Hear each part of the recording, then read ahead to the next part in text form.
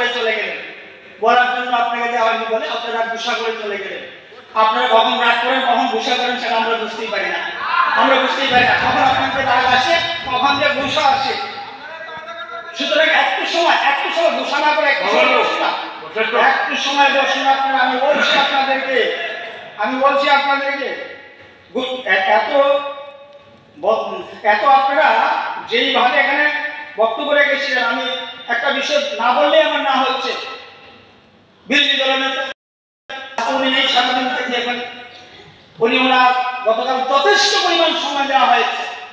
আমাদের মাননীয় parliament minister উনি বলেছেন, স্পিকার থেকে সবাই আমরা বলেছি আপনারা বলুন, যথেষ্ট সময় দেওয়া হয়েছে।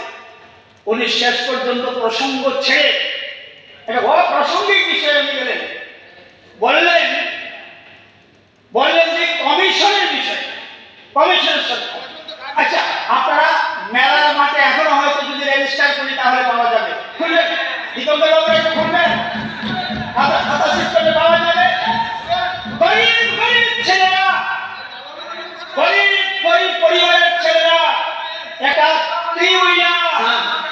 মাননীয় সদস্য যেমন প্রশ্ন করেছেন, মাননীয় মুখ্যমন্ত্রী এসে আমার মনে হয় পুরনো খাতাগুলি একটা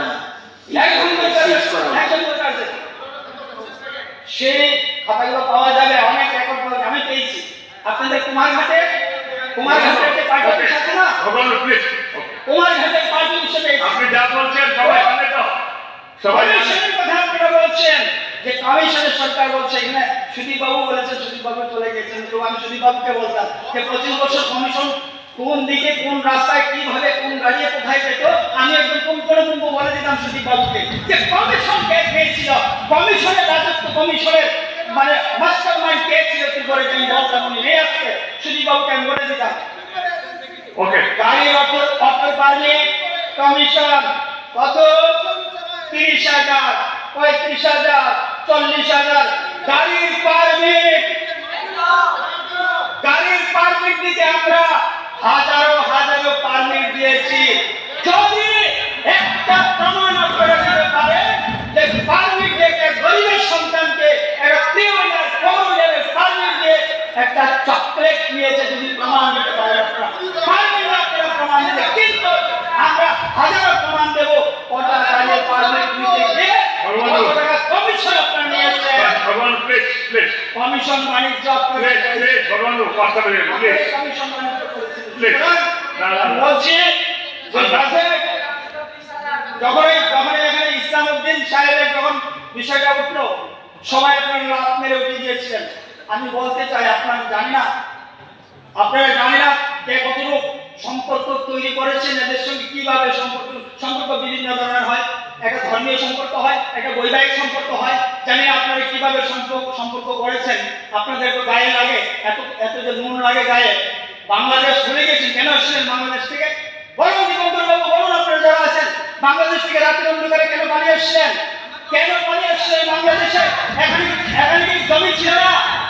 এখানে আপনার যে পৈতৃক সম্পত্তি ছিল, সেখানে জমি ছিল, গোয়াল ধান ছিল, দুধ ছিল, গাই ছিল, গরু ছিল, মাছ ছিল, সব কিছু ছিল না। কোনটা ছিল না? মনে করুন ইতিহাস ভুলে যাবেন না। যদি ইতিহাস ভুলে যান আপনাদের পরিণাম ভালো হবে না। ইতিহাসকে স্মরণ রাখবেন। যে সমাজ, যে ব্যক্তি তার অনুভূতি ভুলে যায়, সে কোনোদিন সমাজে টিকে থাকতে পারে না। একবার নিজের বিবেককে জিজ্ঞাসা করেন, কেন আপনারা পালিয়েছিলেন? এই ত্রিপুরার মতো পাহাড় কেন এসে বসে কলেরায়, ডায়রিয়ায়, আন্টিগায়, ম্যালেরিয়ায় এইভাবে আপনারা আত্মীয়স্বজন মৃত্যুবরণ করেছেন? কেন সেখানে থাকলেন না? বললেন না? কেন সেখানে কাজ ভয় দিলেন না? কেন সেখানে ভয় দিলেন না?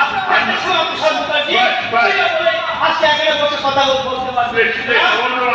সুতরাং আপনাদেরকে আমরা সতর্ক করে দিচ্ছি, এই সমস্ত চলবে না, সংস্কৃতি মানতে হবে। ভারত মাতা কি জয় বলতে হবে, ভারত মাতা কি জয় বলতে হবে, স্বামী বিবেকানন্দের জয় বলতে হবে, স্বামী বিবেকানন্দের জয় বলতে হবে, ভারত মাতা কি জয় বলতে হবে। নতুবা আপনাদের ঠিকানা কোথায় হবে আমরা বলতে পারবো না। ধন্যবাদ। না আমাকে যথেষ্ট সময় আপনার কাছে যদি জানার ছিল হ্যাঁ বাংলাদেশে মাছ